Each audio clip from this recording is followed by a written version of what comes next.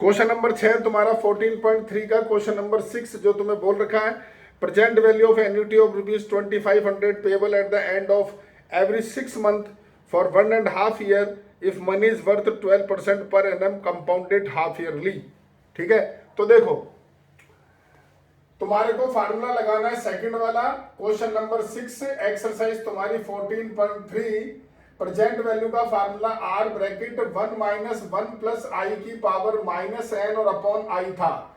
Are तुम्हें इसने दे रखा है तुम्हारा 2500 रुपीज, और जो तुम्हारा टाइम है वो तुम्हारा है 1.5 साल, लेकिन हर 6 महीने बाद लग रहा है तो उसको लिखोगे 3 हाफ ईयर, यानी एन तुम्हारा 3 होगा। और रेट जो है वो उसने तुम्हें दे रखी है, उसने 8% पर एनम, तो उसको तुम कन्वर्ट करोगे तो वो 4% तुम्हारा पर हाफ ईयर हो जाएगा। अब डालते हैं सर वैल्यू, तो देखो P बराबर 2500, 1 माइनस 1 प्लस तुम्हारा हो गया 0.04 की पावर -3 और होल अपॉन 0.04। ये समझ गए क्या? बोलो जवाब दो भाई, हाँ या ना। सर रेट 12% है। अरे मैंने 6 पढ़ लिया यार, सॉरी। हाँ ये 12 है, तो ये हो गया 6, तो ये हो गया 6, तो ये हो गया 6। अब बोलो, अब ठीक है? Yes sir. ठीक है, देखो P बराबर हो गया तुम्हारा 2500। क्या करो, सबसे पहले तो ये 6 यहां से डेसिमल हटाओ, ऊपर 100 आ जाएगा। यहां पर तुम्हारे पास हो गया सर 1 माइनस 1.06 की पावर -3। ठीक है, अब इसको करना है सॉल्व। कैसे सॉल्व करा भाई लक्ष्य, तो तुमने बताना जरा। वैसे ही कर दूं फिर मैं भी, ताकि तुम्हें दिक्कत नहीं हो। सर मैंने वो 106/100 लिख दिया और फिर वो 100/106 लिख दिया और फिर किया की पावर क्यूब करके। तो इनकी पावर 3 सॉल्व करी क्या तुमने? सर 100/106 की पावर 3 करके। तो उसका तुमने क्यूब करा 106 का? Yes sir. तो वो तुम सर वो 100/106 कर दिया, फिर उसका क्यूब किया। अरे हाँ मैं समझ गया तुम्हारी बात, 100/106 लिख दिया, फिर तुमने क्यूब करा, तो क्या एलसीएम लिया या तुमने 100/106 को डेसिमल में बदल के फिर क्यूब करा? सर डेसिमल में करके क्यूब किया। आंसर आएगा नहीं, फिर तो भूल जाओ, किसी हालत में नहीं आने वाला, ध्यान रखना इस बात का। इसको अलग से सॉल्व करो मैडम, आप अलग से इसको कुछ नाम दो, x बराबर 1.06 की पावर -3। ठीक है, अलग से सॉल्व करो इसको, और इसको लिखो 1/1.06, लेकिन तुम्हें लॉग लेग करना पड़ेगा क्योंकि पावर कर नहीं पाओगे। अभी तो तुमने क्या कैलकुलेटर जो तुमने कर लिया, वरना कैसे कर लोगे तुम? जवाब दो, इतने बड़े को सॉल्व कर लोगे क्या तुम? और फिर 1 से डिवाइड कर लोगे क्या? फिर ये डेसिमल आएगा, तुम खुद सोच लो, मुझे कोई प्रॉब्लम नहीं है। बोलो। Yes sir. तो इसको लॉग से सॉल्व करो, आप ऐसे सॉल्व नहीं होगा, मैं करके दिखाता हूं तुम्हारे को। ये चीज मत लिखो, दोनों तरफ लॉग लो, तो ये हो गया तुम्हारा log x, ये हो जाएगा log तुम्हारा 1.06 की पावर -3 आगे हो गया, log तुम्हारा 1.06 इंटू 10 की पावर 0, ये लिखो -3, और ये हो गया 0 पॉइंट। बताओ वैल्यू मुझे कितनी है? बोलो भाई।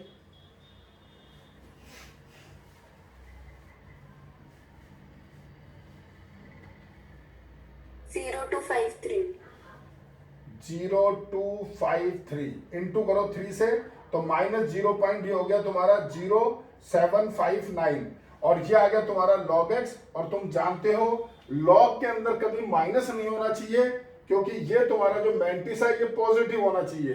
तो क्या करूंगा देखो जरा, log x बराबर जो तुम्हारा माइनस का 0.0759 है, तो -1 करूंगा, +1 करूंगा, -0.0759 लिखूंगा, ये -1 इसको सॉल्व करूंगा, तो ये मेरे पास आ गया 0.92 तुम्हारे पास में, और ये आ गया तुम्हारा 4 और 1, तो ये हो गया तुम्हारा 1 बार 0.9241, ये आ गया तुम्हारा log x। तो x हो गया तुम्हारे पास में एंटी लॉग ऑफ 1 बार 0.9241। देखो सर एंटी लॉग 92 का 4 और 1 में, बोलो।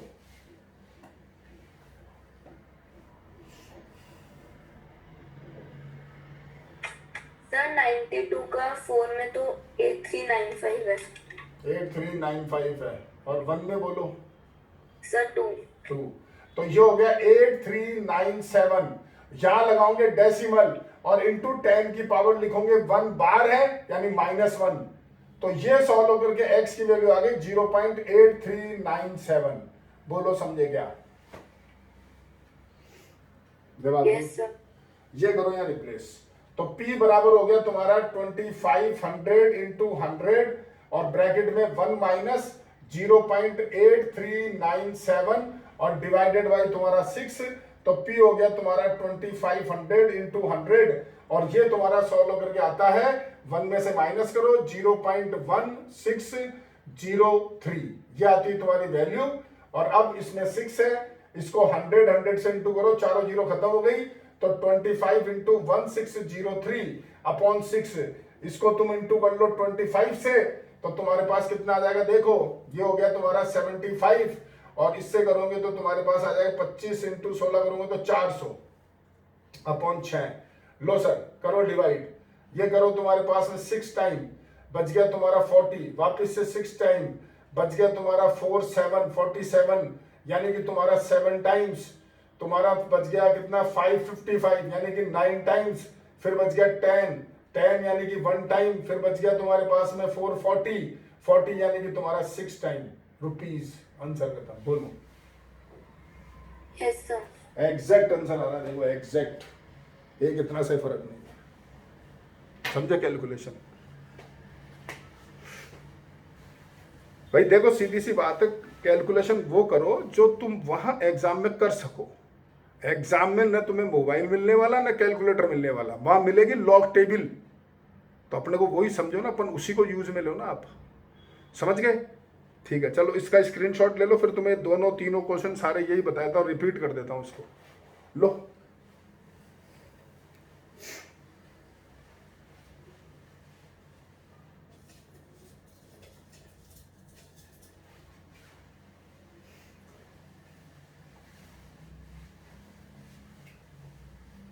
ले लिया क्या भाई? Yes sir. ठीक है।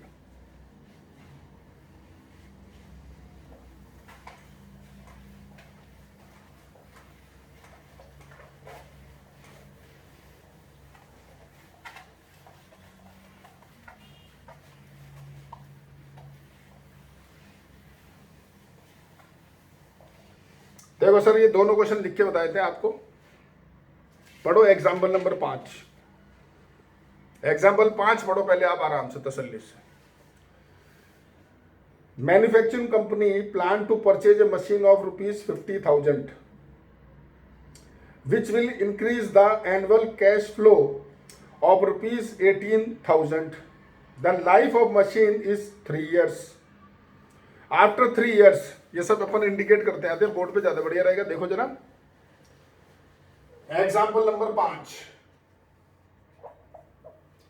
तुम्हें बोल रखा है कि एक परचेज कर रहे हो मशीन, उसकी कॉस्ट जो है वो दे रखा है 50,000 और तुम्हें बोल रखा है कि जो एनुअल कैश फ्लो वो तुम्हारे पास इंक्रीज कर रही है वो है तुम्हारा 18,000 और जो लाइफ मशीन की वो तुम्हें दे रखा है 3 साल। After 3 years it will no salvage value, मतलब जीरो वैल्यू है। The management of the company want a 18% return of investment, यानी वो मांगता है 18% रिटर्न मांग रहा है कंपनी मैनेजमेंट जो आप इन्वेस्टमेंट कर रहे हो उसके ऊपर।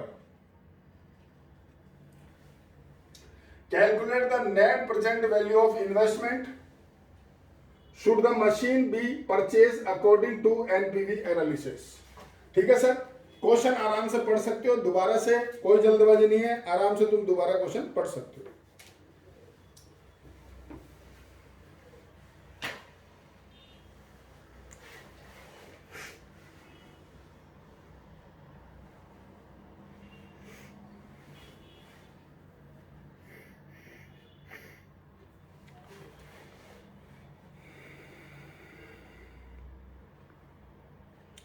बोलो भी पढ़ लिया क्या?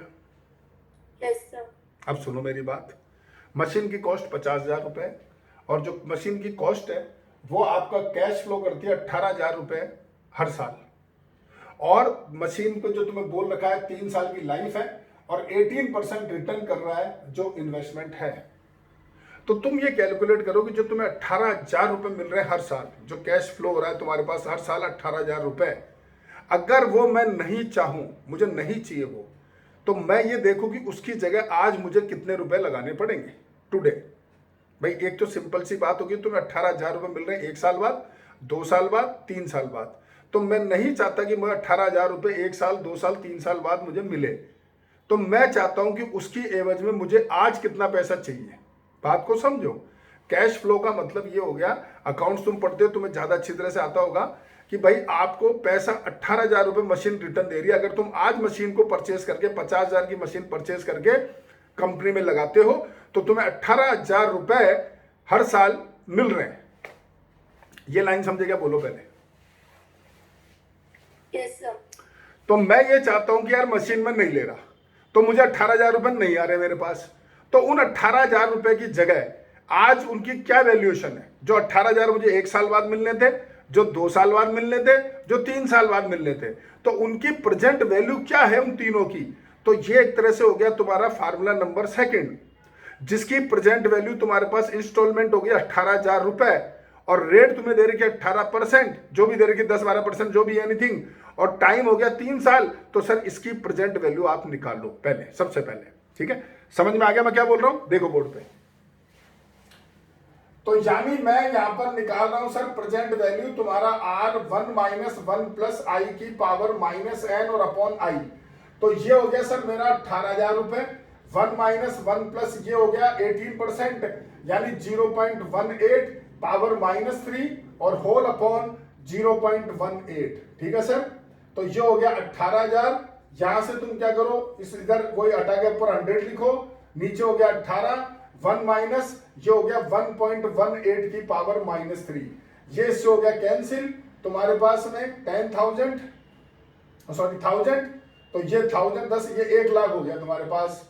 समझ गए क्या? और 1 माइनस इसको नाम दे दो तुम x, जो अभी तुमने करा था x तुम निकालो 1.18 की पावर -3।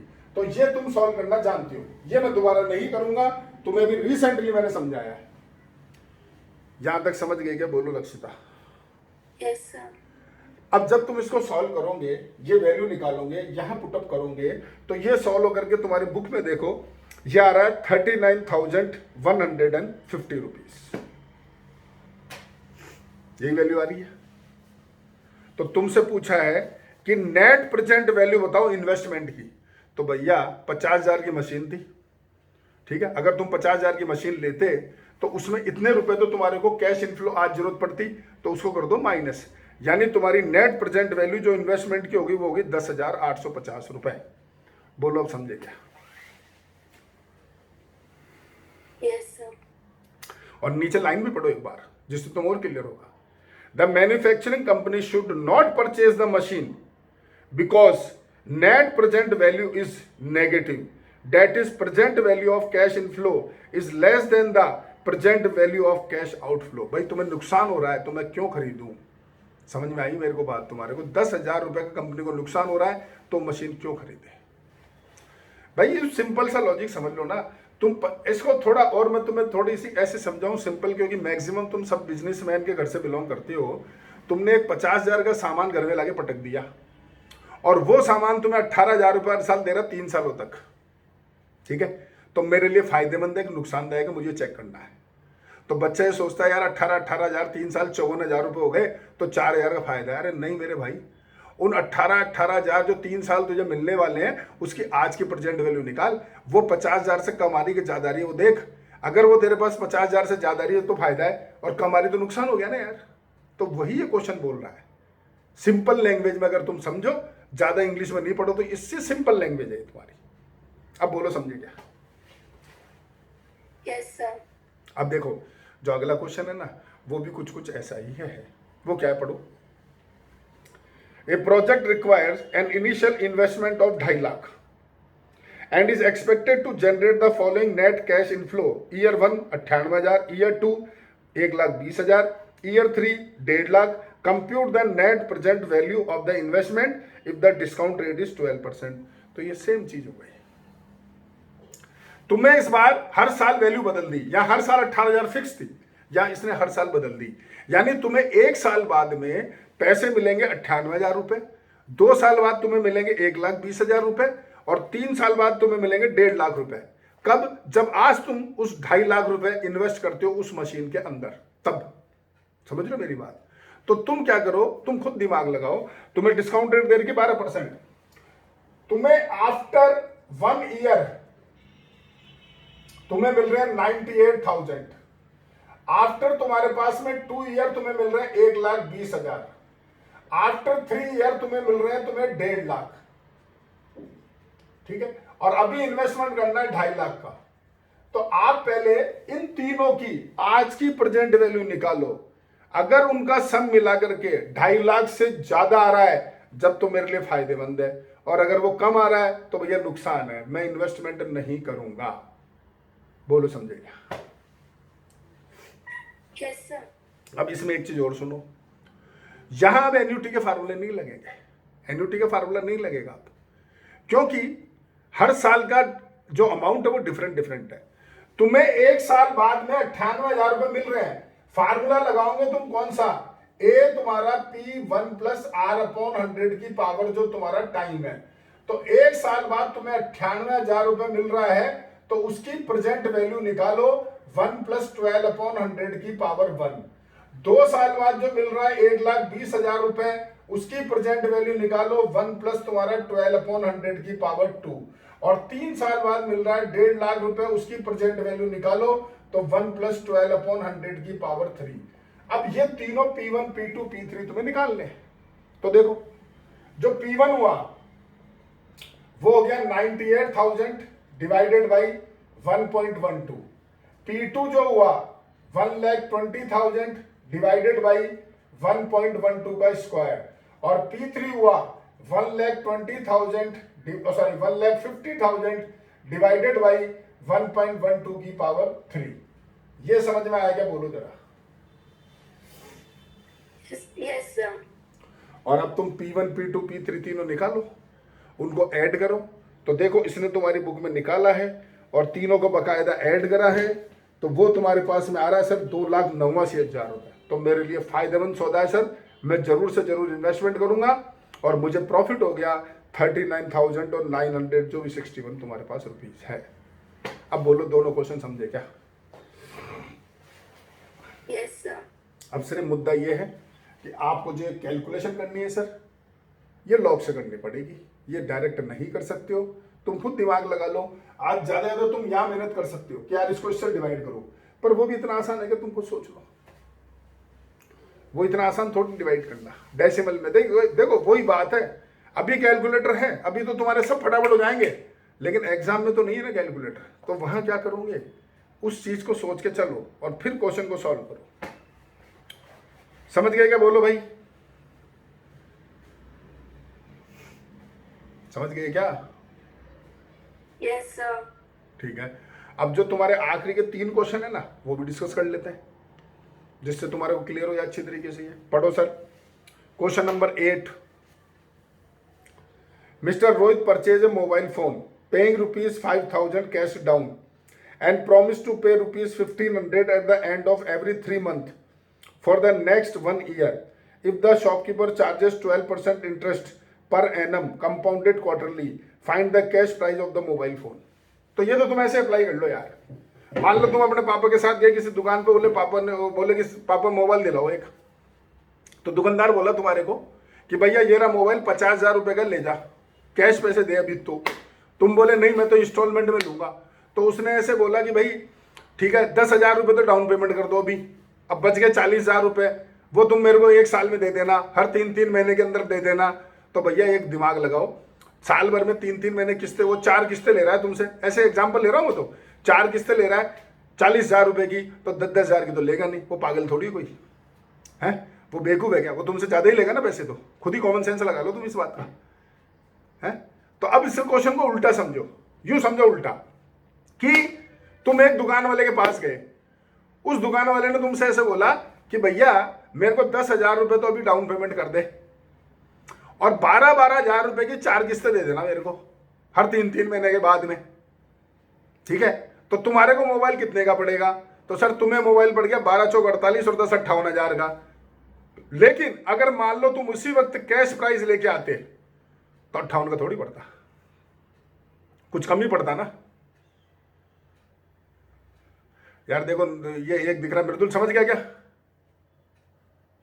Yes sir. ठीक है। अब मैंने ये बोला कि यार मैं चाहता हूं कि उसकी आज की कैश डाउन प्राइस क्या है।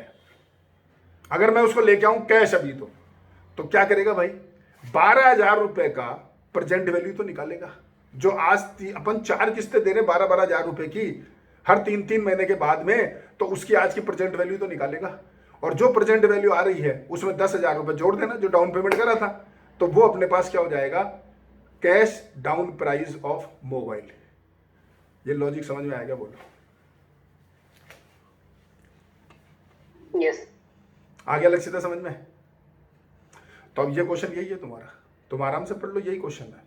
तो तुम्हारे को 1,500 रुपए तुम्हारी इंस्टॉलमेंट हो गई और जो टाइम है वो 4 हो गया, सोच लो आराम से 4, और जो रेट है तुम्हारे पास वो होगी 3%। बोलो, ठीक है। उसकी तुम निकालो प्रेजेंट वैल्यू और जो भी आए उसमें तुम 5,000 रुपए ऐड कर देना, तो वो तुम्हारे मोबाइल का कैश डाउन प्राइस हो जाएगी। अब क्लियर है क्या? बोलो। ठीक है, चलो 9th पढ़ो। Calculate the net present value project is acquisition of 2 lakhs।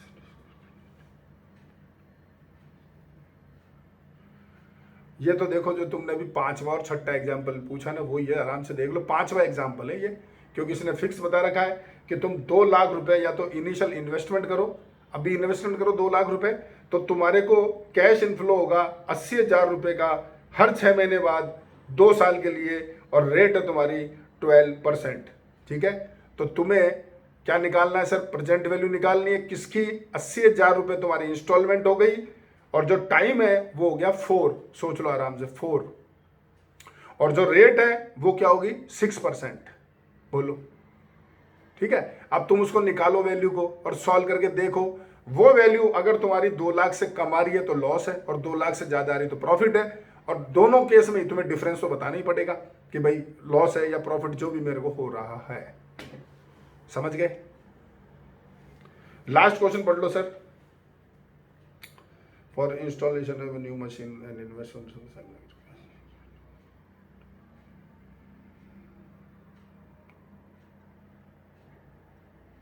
तो ये क्वेश्चन सर लास्ट वाला हो गया।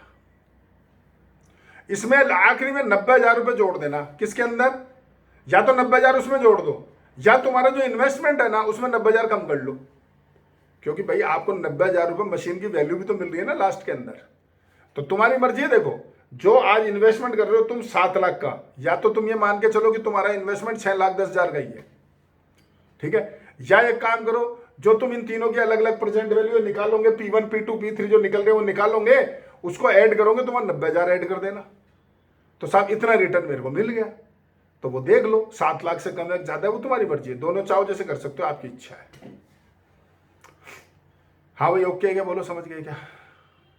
सर 90,000 का भी तो प्रेजेंट वैल्यू निकाले। नहीं नहीं नहीं नहीं नहीं, 90,000 की प्रेजेंट वैल्यू नहीं निकालेगा। 90,000 रुपए तो तू सोल्ड कर रहा है जब मिल रहे हैं तेरे को। At the end of 3 years the machinery can be sold for ₹90,000।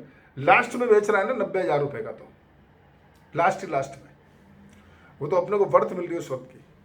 1 minute रुक।